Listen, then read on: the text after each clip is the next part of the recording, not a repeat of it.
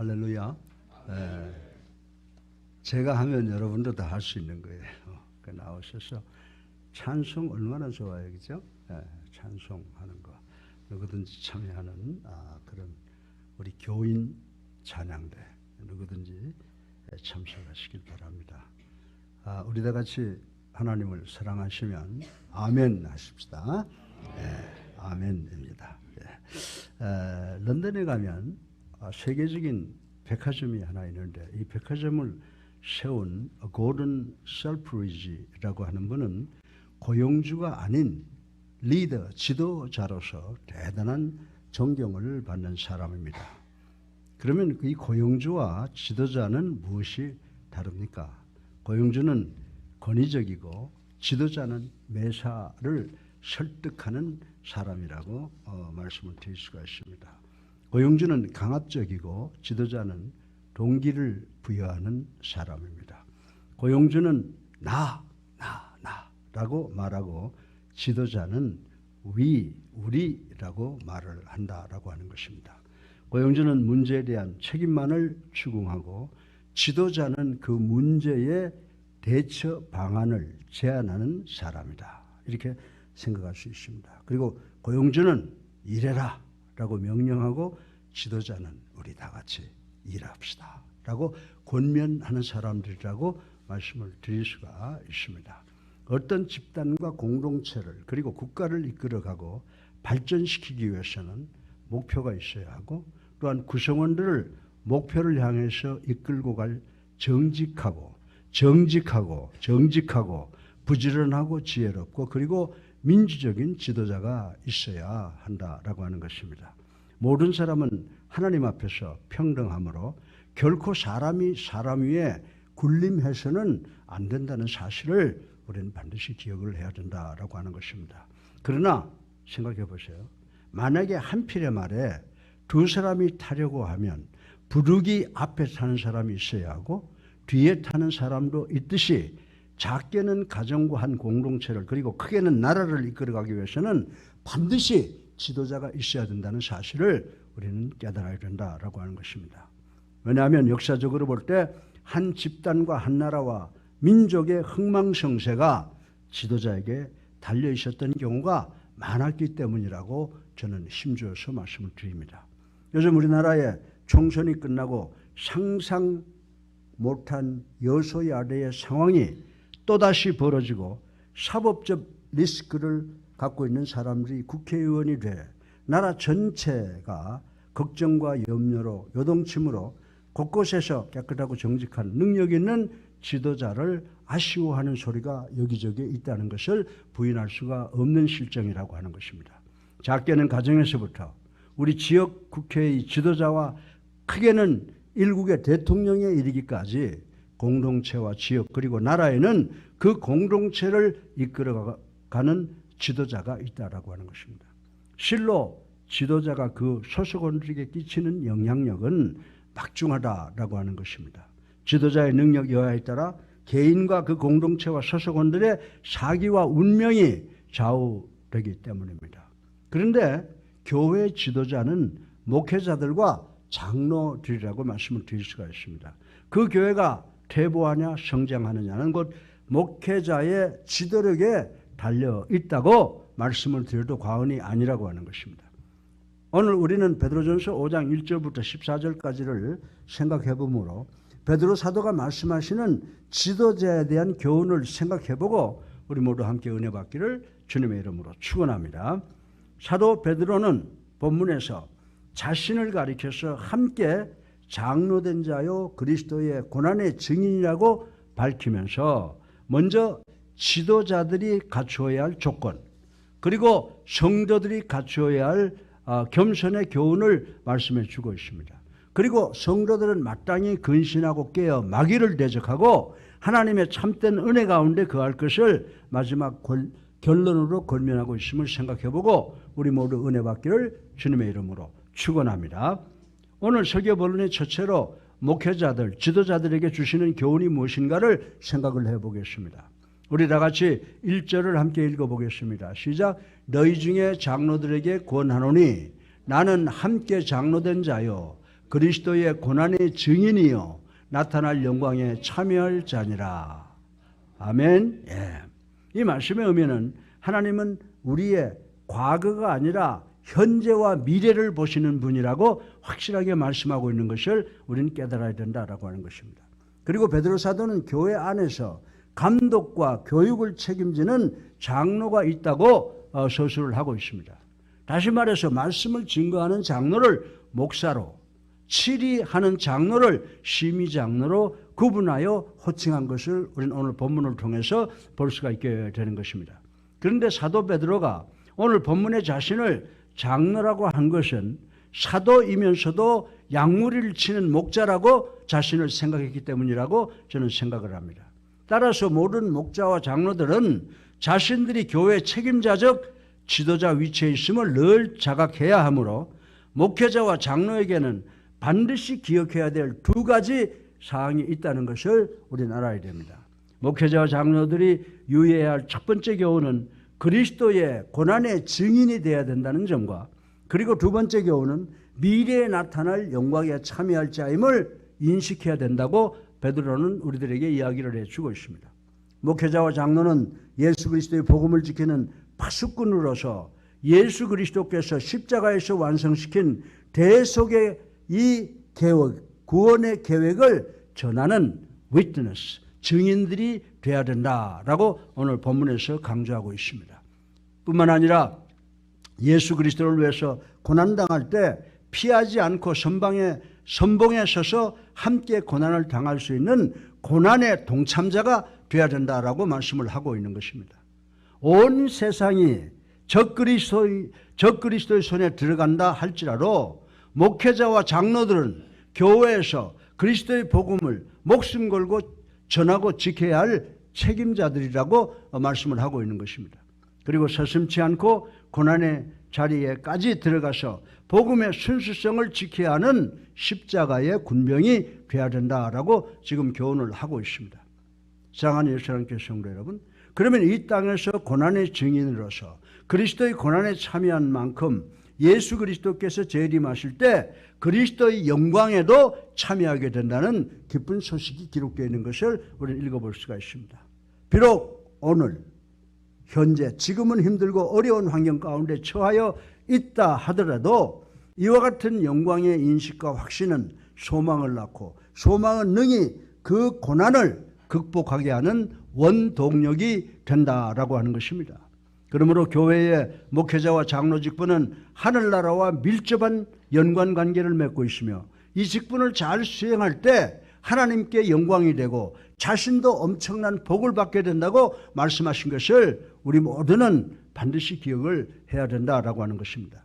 그러나 만일 잘못할 경우에는 오히려 크게 심판을 받고 꾸중도 들어야 될 직분이기도 하다라고 하는 것을 우리 모두는 알아야 된다라고 하는 것입니다. 따라서 목회자들이나 장로들, 우리 장로들은 자신들의 직분이 중할수록 예외의식이나 특권의식은 버려야 된다라고 하는 것입니다. 우리 다 같이 2절 상반절을 읽어보겠습니다. 시작. 너희 중에 있는 하나님의 양무리를 치되 억지로 하지 말고 하나님의 뜻을 따라 자원함으로 하며. 아멘. 예. 성도들은 다 하나님의 양무리입니다. 어떤 개인이나 단체의 양무리가 아니라 갈보리 언덕 십자가에서 예수 그리스도의 보혈로 값주고 사서 하나님의 소유가 된 것이다라고 하는 것입니다. 그리고 하나님의 소유라고 하는 그 도장을 찍었는데, 누구의 도장? 성령으로 인을 쳐놓은 하나님의 양물이라고 오늘 베드로는 주장을 하고 있는 것입니다. 그러므로 어떤 부득이한 이유나 의무감 또는 형편 때문에 목회를 하게 되면 이해관계와 물질에 고용된 싹군 목자밖에 될 수가 없다라고 하는 것입니다. 싹군 목자가 있는 교회에는 분쟁과 다툼이 일게 마련이고, 세상 명예욕과 물력이 교회 안에 들어와 우리 교회를 타락하게 만든다고 2000년 전에 사도 베드로가 벌써 말씀을 하고 있는 것을 우리는 읽어볼 수가 있습니다. 만약에 목회자 혹은 장로들이 교회 일보다는 자신의 유익을 먼저 시간과 마음을 쓰고 남은 시간이나 여력으로 주의 일을 돌본다면 그 교회 살림살이는 구멍이 뚫리고 창수가 나기 마련이라고 하는 것을 우리 목회자와 장로들은 반드시 기억을 해야 된다라고 하는 것입니다. 그러므로 목회자와 장로가 사회생활 때문에 장로 직분을 등한히 하거나 직분만 가지고 교회에서 인정받고 권위만 내세우려고 한다면 그 사람은 교회 지도자로서의 자격이 없다고 바울은 우리에게 힘주어 말하고 있는 것을 우리는 깨달아야 된다라고 하는 것입니다. 하나님의 일을 하는 데 있어서 하나님께서 우리에게 요구하시는 것은 최선, 최고라고 하는 것입니다. 비록 목회자와 장로가 아닌 단순한 성도라도 하나님의 요구는 최선과 최고라고 하는 사실을 반드시 기억을 해야 된다고 하는 것입니다. 우리가 드리는 것은 쓰고 남은 것이 아니라 먼저 하나님을 섬기며 자원하는 마음으로 드려야 할 것입니다. 진실로 목회자와 장로란 마음속 깊은 곳에서 기쁨이 우러나와 자원해서 하나님의 뜻을 살피고 하나님께서 주신 뜻을 열심히 쫓아 하나님을 받드는 귀한 직분이라고 베드로는 우리를 교훈하고 있습니다. 2절 하반절에 더러운 이득을 위하여 하지 말고 기꺼이 하며라고 말씀하고 있습니다. 목사나 장로가 교회를 돌보는 데 있어서 부정한 이권이 개입되면 안 된다는 것입니다. 목사란 물질을 보고 혹은 사리사욕을 위해서 목회를 하는 것이 아니라 하나님께서 부르신 소명에 의해서 또한 하나님의 양무리를 사랑하는 마음에서 목회를 해야 된다라고 하는 것입니다. 그리고 목회자는 하나님의 양, 곧 성도들을 정성껏 섬기고 돌보아야 한다라고 하는 것입니다. 초대교회의 아나니아와 삽비라는 물질에 대한 욕심으로 말미암아 하나님께 심판을 받아 생명을 잃고 말았다고 하는 것 우리 잘 알고 있습니다. 성경은 이 사건을 통해서 물질로 인하여 하나님을 경홀히 여기면 하나님의 성령이 엄정하게 심판하신다는 사실을 경고하고 있다는 것을 우리는 알아야 됩니다. 이러므로 그리스도인들, 특별히 목사와 장로는 물질에 관한 한 절대로 정직해야 하며 하나님 앞에 두렵고 떨리는 마음으로 행동을 해야 하는 것입니다. 그런데 하나님의 일을 할 때는 항상 즐겁고 기쁜 마음으로 해야 합니다. 그 기쁨은 오직 예수 그리스도께서 여러분과 나를 포함한 우리의 죄를 위하여 십자가에 들어가신 그 은혜에 감동된 기쁨이어야 한다라고 베드로는 이야기를 하고 있습니다. 이 구원의 기쁨이 영혼 가운데 솟아날 때 환경과 조건과 상황을 초월하여 봉사하고 헌신할 수 있다고 하는 것입니다. 그러므로 우리는 매일매일 예수 그리스도의 구원의 은혜와 기쁨을 재확인하는 성도들이 되어야 되는 줄로 믿으시기를 주님의 이름으로 축원합니다.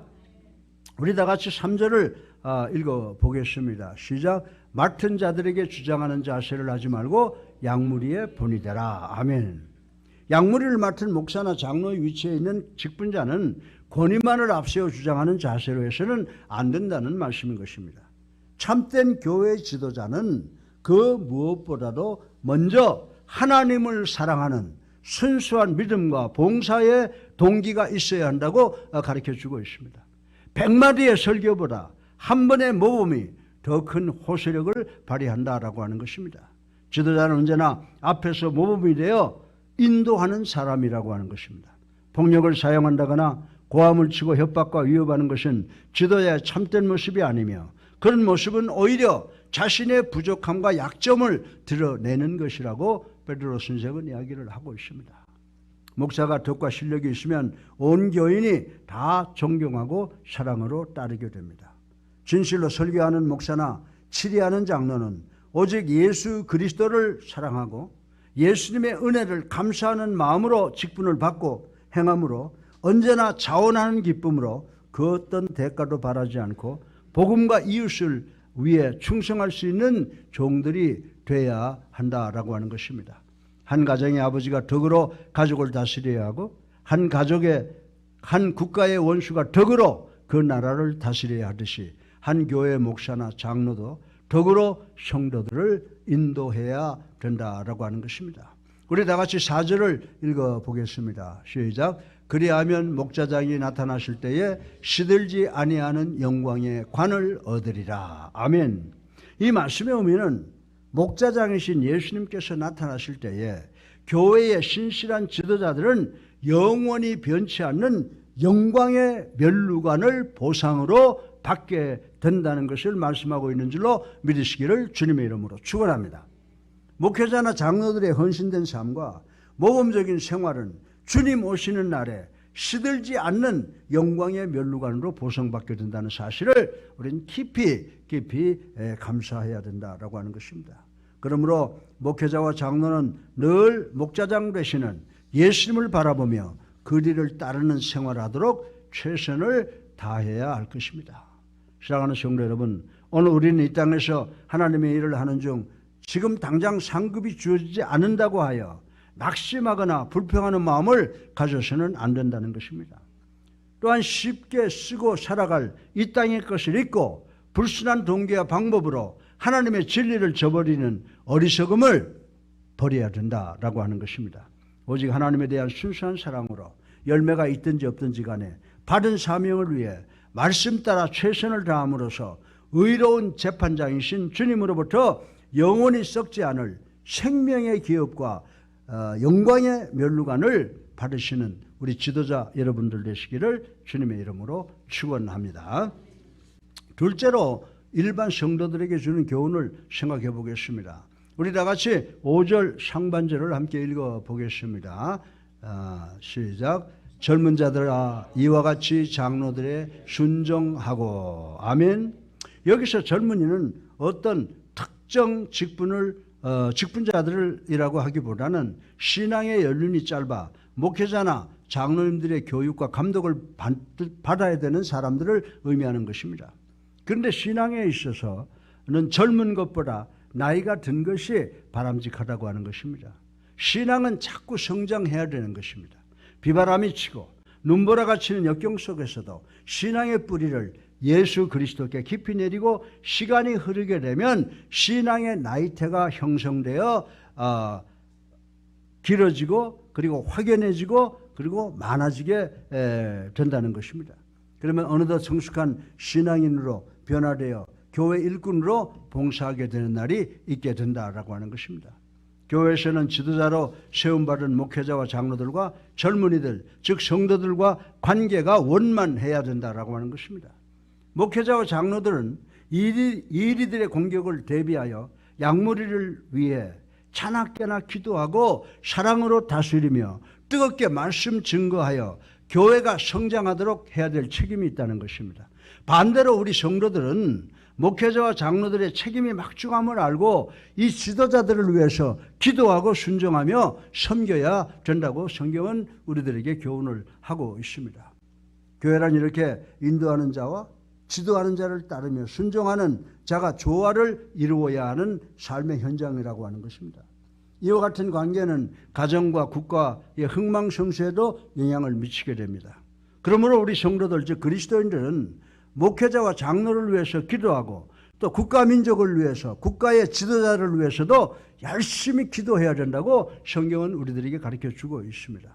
그래서 디모데전서 2장 1절로 2절 말씀을 보게 되면요. 그러므로 내가 첫째로 권하노니 모든 사람을 위하여 간구와 기도와 도고와 감사를 하되 임금들과 높은 지위에 있는 모든 사람을 위하여 하라. 우리가 모든 경건과 단정함으로 고요하고 평안한 생활을 하려 함이라고 말씀을 하고 있는 것을 읽어볼 수가 있습니다. 그런데 본문 5절 중반절에 보면 베드로 사도는 뭐라고 그랬습니까? 다 서로 겸손으로 허리를 동이라고 말씀을 하였는데 베드로와 사도의 이 권면은 예수님께서 십자가에 못 박히시기 전날 최후의 만찬석에서 허리에 수건을 두르시고 대에 물을 떠서 제자들의 발을 씻어주신 감동적인 사건을 기억하고 권면하고 있는 것을 우리는 볼 수가 있습니다. 그때 요한복음 13장 13절로 14절을 보면요. 예수님께서는 일일이 제자들의 발을 씻겨주신 후에 말씀하셨습니다. 어떻게 하셨나요? 너희가 나를 선생이라 또는 주라 하니 너희 말이 옳도다. 내가 그러하다. 내가 주와 또는 선생이 되어 너희의 발을 씻겼으니 너희도 서로 발을 씻어주는 것이 옳으니라. 아멘. 예수 그리스도의 부르심을 받은 모든 성도들은 이러한 예수님의 말씀을 쫓아 겸손으로 허리를 동이고 서로 존중하며 섬기며 사랑하는 생활을 해야 된다는 것입니다. 5절 하반절에 보면 하나님은 교만한 자를 대적하시되 겸손한 자들에게 은혜를 주시느니라 라고 말씀을 하고 있습니다. 교만은 자기에게 주어진 믿음의 분량 이상으로 자기를 과대평가할 때 들어오게 되는 것입니다. 먼저 순종하는 법을 배우지 못하면 결코 바른 지도자가 될 수 없다는 사실을 우리는 깨달아야 된다라고 하는 것입니다. 그런데 잠언 16장 18절을 보게 되면 교만은 패망의 선봉이요 거만한 마음은 넘어짐의 앞잡이니라 라고 말씀을 하고 있습니다. 우리가 예수님의 십자가를 바라보면 겸손해질 수밖에 없습니다. 그러나 예수님의 십자가를 바라보지 않고 자기를 바라보면 교만하여 그때부터 패망의 길로 들어서게 된다는 사실을 우리는 깨달아야 된다라고 하는 것입니다. 그러므로 우리는 어떠한 형태의 교만이라도 타협하지 말고 물리쳐야 합니다. 그러나 겸손한 자는 하나님의 은혜가 차고 넘치는 축복의 생활을 하게 된다라고 하는 것입니다. 은혜란 물 같아서 우리가 허리를 낮추면 낮출수록 물은 우리에게 흘러들어오고 높이면 높일수록 쪽박을 깨는 것 같이 어려운 물을 오히려 물을 쏟아버리는 것과 같은 경우가 될 것이라고 말씀을 드릴 수가 있습니다. 사랑하는 예수님께 성도 여러분, 겸손은 하나님의 은혜의 물을 끌어오는 통로여 담는 그릇이라고 하는 것입니다. 겸손의 그릇을 크게 할 때 하나님께 영광을 돌리게 되고 자신도 살고 이웃도 살릴 수 있다는 사실을 우리는 깨달아야 된다라고 하는 것입니다. 우리 다 같이 6절을 읽어보겠습니다. 시작. 그러므로 하나님의 능하신 손 아래에서 겸손하라. 때가 되면 너희를 높이시리라. 아멘. 우리가 겸손하면 하나님께서 우리의 성숙한 분량만큼 높여주신다는 말씀인 것입니다. 성경은 높이는 것이 동이나 서나 남이나 북에서 오지 않고 하나님의 보좌에서 온다고 말씀하고 있습니다. 하나님께서 문을 여시면 닫을 자가 없고 닫으시면 열 자가 없다는 사실을 우리는 반드시 기억을 해야 된다라고 하는 것입니다. 사람이 자기 신분에도 맞지 않고 자기의 때도 안 되었는데 억지로 높아지려고 하면 파멸을 당하게 된다는 것입니다. 서로 높은 자리에 있다 할지라도 그 자리를 오래 유지하지 못한다라고 하는 것입니다. 모든 것은 하나님의 때와 맞아야만 합니다. 그렇기 때문에 우리 인간은 오직 전지전능하신 하나님만 바라보며 살아야 되는 줄로 믿으시기를 주님의 이름으로 축원합니다. 그러면 하나님께서 하나님의 때를 따라 우리를 높이시어 하나님께 영광을 돌리게 하시는 것입니다. 우리 다 같이 7절을 읽어보겠습니다. 시작. 너희 염려를 다 주께 맡기라. 이는 그가 너희를 돌보심이라. 아멘. 이 말씀의 의미는 현대 21세기를 살아가는 성도들에게 염려와 불안이 있으면 이를 항상 우리를 돌보시는 하나님께 던짐으로 그 짐에서 벗어나라고 하는 말씀인 줄로 믿으시기 바랍니다. 사랑하는 성도 여러분, 우리가 주님께 우리가 가지고 있는 모든 어려운 짐을 토스하면 우리 주님께서 강스파이크를 하셔서 반드시 스코어를 올려주셔서 우리로 하여금 삶의 경기에서 반드시 승리케 하신다는 약속의 말씀인 줄로 믿으시기를 주님의 이름으로 축원합니다. 염려와 불안은 우리 자신이 감당하기 힘들고 해결하기 어렵기 때문에 생기는 것이다 라고 하는 것입니다.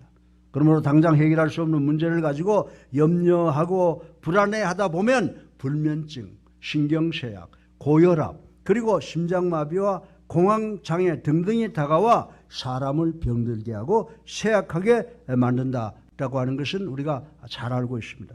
오늘날 사람을 죽게 하는 심각한 요소는 염려와 근심으로 쌓이는 스트레스라고 하는 것입니다. 스트레스는 우리의 마음을 찌르고 고통을 줍니다. 오늘날 질병의 60% 이상이 스트레스에서 발생한다고 합니다. 그러므로 이 염려와 근심은 우리 마음속에서 반드시 제거되어야 하는 줄로 믿으시기를 주님의 이름으로 축원합니다.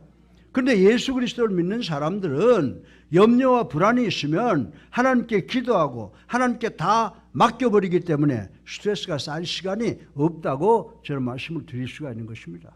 문제를 듣고 문제를 가지고 문제가 있으면 하나님 앞에 나와 부르짖고 기도하면 성령을 통하여 하나님께서 우리에게 주시는 평안과 자유함이 용서슴 치게 된다는 것을 우리 모두는 성경을 통해서 배워서 알고 있는 것입니다. 그래서 때로는 예수 믿는 사람들이 오해를 많이 받기도 합니다. 신앙 상담을 하다 보면 부부싸움의 동기가 여러 경우로 발생하는 것을 보는 경우가 있습니다. 어느 날 제 후배 중에 예수 믿지 않는 사람이 하나 찾아와서 질문성 항의를 하는 것을 경험을 했습니다. 선배님, 제 아내가 예수 믿고 난 후부터 정말 이상해져서 이제는 더 못 살 지경입니다. 바보가 됐는지 나는 생활비로 걱정거리가 생겨 죽을 지경인데 아내는 같이 걱정해 주기는커녕 누가 하면 싱글싱글 번글번글 하면서 퍼주기를 하고 약을 올리는 것 같이 변질이 되어버렸습니다. 그래서 기독대 총장님이시고 목사님이신 선배님에게 이거 어떻게 된 것인가 좀 설명 좀 해주시기 바랍니다라고 물었습니다. 저는 그 친구를 한참 쳐다보다가 그것은 당신 부인이 바보 천치가 돼서 그런 것이 아니라 하나님으로부터 은혜를 받아서 그런 것이지 이상한 것이 절대 아니요. 염려와 근심을 다 주님께 맡기고 기도함으로 당신의 부인은 마음에 평안과 기쁨을 소유했기 때문에 그런 것이요. 그러니 자네도 예수 한번 믿고 아내와 같은 삶을 살아보지 그래 라고 권면을 했습니다. 그리고 나서 자 내가 자네를 위해서 기도해 줄게 라고 기도를 해 줬습니다. 기도하고 나니까 눈물을 뚝뚝 흘리면서 선배님 그러면 저도 이제 예수 한번 믿어보겠습니다. 그리고 돌아가는 것을 경험을 했습니다. 사랑하는 성도 여러분, 저도 본문의 구절로 말미암아 좋은 체험을 많이 하면서 살았습니다. 서기대가 재정적으로 어려움으로 월급을 못 줄 때가 한두 번이었는지 압니까 여러분? 수없이 많이 있었어요. 그 문제를 해결하기 위해서 제가 있는 동안에 한 번도 월급을 체불해 본 적이 없잖아요. 염려와 불안했어요. 잠도 자지 못하고 마음이 눌려 숨이 막혀 몸부림친 적이 참으로 많이 있습니다. 그럼에도 불구하고 내가 교회에다 한마디도 하지 않았어요. 그럴 때마다 베드로전서 5장 7절 말씀에 형제들아 주께서 강림하시기까지 기다리라는 말씀이 제 마음에 부딪혀 왔습니다. 그래서 생사를 걸고 기도하며 주여 나의 염려를 다 주께 맡깁니다. 하나님이여 감당하여 주시옵소서라고 부르짖은 적이 한두 번이 아니었다라고 하는 것입니다. 그러자 마음속은 깊은 곳에서 하나님이 주시는 평강이 넘쳐와 그부터 잠도 잘하고 진정한 자유함도 맛보게 된 경우가 참으로 많이 있었습니다. 22년 동안요. 재정 때문에 걱정을 해본 적이 저는 한 번도 없었습니다. 이 모두가 다 하나님의 은혜인 줄로 믿습니다. 예, 그러나 그거 아는 사람들 없잖아요.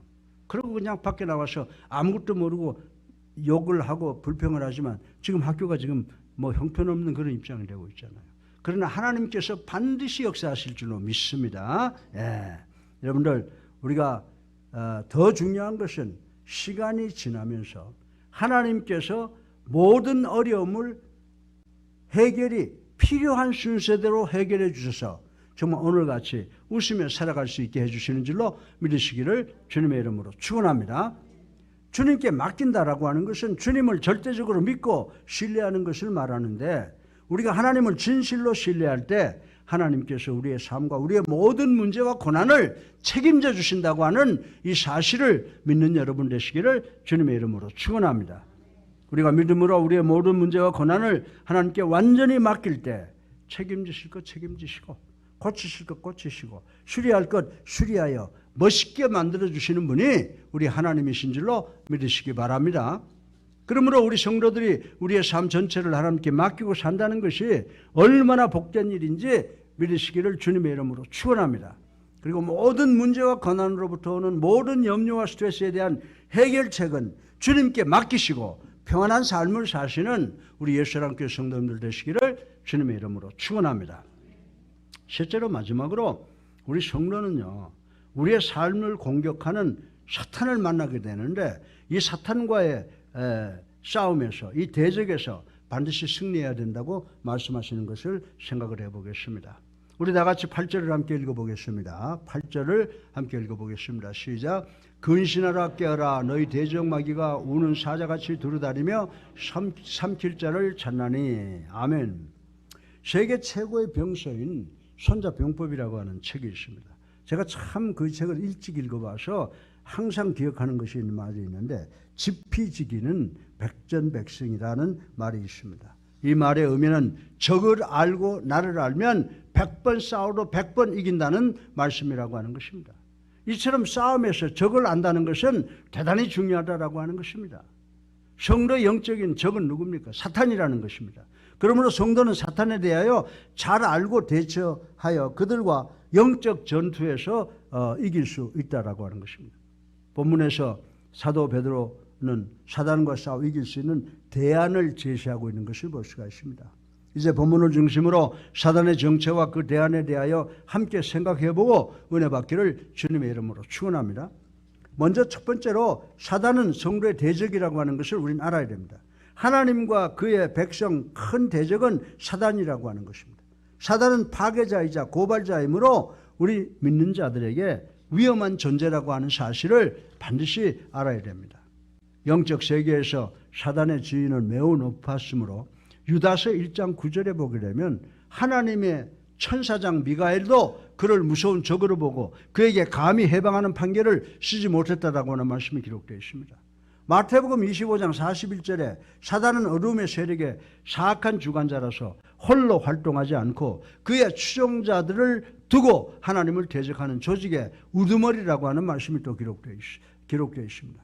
뿐만 아니라 사단은 위대한 모방자입니다. 그의 책략은 하나님이 하시는 일은 무엇이나 모방해서 사탄 자신을 하나님으로부터 우리가 오해하게 만든다라고 하는 것입니다. 그래서 마태복음 13장 24절로 30절, 36절부터 43절의 말씀을 보게 되면 가라지의 비유에서 사단이 얼마나 모방을 잘하는가를 잘 나타내고 있습니다. 이처럼 간교한 사단은 연약한 성도를 미혹하여 하나님께 불순종하게 만듭니다. 그러므로 로마서 12장 1절로 2절에 성도는 하나님의 말씀 위에 굳게 서서 믿는 자 하나라도 실족해 하며 넘어뜨리려는 획책하는 사탄의 저요 활동을 잘 분별해야 된다라고 말씀하신 것을 우리는 반드시 기억해야 되는 줄로 믿으시기를 주님의 이름으로 축원합니다. 그리고 우리 성도는 깨어서 경계하라고 그랬습니다. 1649년 영국의 국왕 찰스 1세를 처형하고 영국에서 처음으로 공화정을 실시한 크로멜이라고 하는 사람은 그의 군대에게 이렇게 말했습니다. 하나님을 의지하되 만일의 경우를 대비하라. 깨어 있어라. 이렇게 성경 말씀을 인용해서 훈계를 했다고 하는 것입니다. 이렇듯 본문 7절에 보면 성도는 모든 염려를 하나님께 맡겨야 되고 하나님과 함께 노력해야 한다고 말씀을 하고 있습니다. 그리고 8절에는 사단은 우리를 넘어뜨리려고 굶주린 사자처럼 언제나 삼킬 자를 찾아 성도의 곁을 배회하기 때문이라고 말씀을 하고 있습니다. 만일 성도가 방심하면 뭐의 먹이가 돼요? 사탄의 먹이가 되기 십상이라고 하는 것입니다. 그러므로 성도는 사탄의 공격으로부터 자신의 영혼을 지키기 위해서 늘 깨어서 경계해야 된다라고 하는 것입니다. 게으르거나 나태하지 말고 사단으로부터 오는 유혹과 위험을 미리 깨달아 그의 계획을 좌절시키고 우리의 영혼을 구원해야 된다라고 하는 것입니다. 창세기 3장 45절에 사단은 언제나 유혹의 미끼를 가지고 미소로 우리에게 접근해 온다라고 기록을 하고 있습니다. 미끼 근처를 맴도는 물고기가 위험한 것처럼 성도들도 유혹의 미끼 근처에 있으면 위험하다는 것입니다. 따라서 성도는 사단의 유혹의 미끼로부터 멀리 떠나 있는 것이 상책이라고 하는 것입니다. 그리고 언제나 정신을 차리고 자신이 미끼 근처에 있나 없나를 살펴보아야 합니다. 내 마음이 어떠한 자리에 있는지 혹은 나의 허점이 무엇인지를 언제나 점검해보고 성찰해보는 우리가 되어야 된다라고 하는 것입니다. 마가복음 8장 33절에 사단은 태초에 인간을 유혹하여 전 인류를 죄와 사망의 권세 아래로 들어가게 한 장본인이며 인류를 구원하기 위해 오신 예수님과 그 제자들까지도 유혹했던 시험자들이라고 하는 것을 우리는 잘 알고 있습니다. 오늘 21세기에도 사단은 굶주린 사자처럼 우리 성도들에게 공격해 오고 있다고 하는 것입니다. 그러므로 성도들은 항상 깨어 있어야 하며 잠시도 경계를 게을리해서는 안 될 것을 인식하시는 여러분 되시기를 주님의 이름으로 축원합니다. 또한 에베소서 6장 17절로 18절의 성도는 기도와 믿음으로 사단을 대적해야 한다고 그랬습니다. 그리고 성도가 사단과 싸울 수 있는 병기는 기도 그리고 하나님에 대한 믿음밖에 없다고 사도 베드로는 우리들에게 간절하게 가르쳐주고 있습니다. 마태복음 26장 41절에 주님께서는 제자들에게 뭐라고 말씀했어요? 시험에 들지 않게 깨어 기도하라. 이 말씀 반드시 기억하시길 바랍니다. 기도는 영혼의 호흡이요 숨결입니다. 육신이 호흡을 해야만 살 수 있는 것처럼 우리의 영혼도 기도해야 살 수 있게 된다라고 하는 것입니다. 만일 기도가 끊기면 그 영혼은 이미 죽은 영혼이라고 하는 것입니다. 성도는 기도를 하여 성령의 역사하심으로 새로운 생명을 공급받게 된다라고 하는 것입니다. 대적마귀가 우는 사자와 같이 늘 삼킬 자를 찾는데 성도가 기도를 하지 않는다면 어떻게 되겠습니까? 사무엘상 12장 23절에 보면요, 사무엘은 이렇게 기도했습니다. 기도의 능력을 깨닫고 기도를 중단하는 죄를 범치 않겠다고 했던 것을 우리는 기억을 할 수가 있습니다.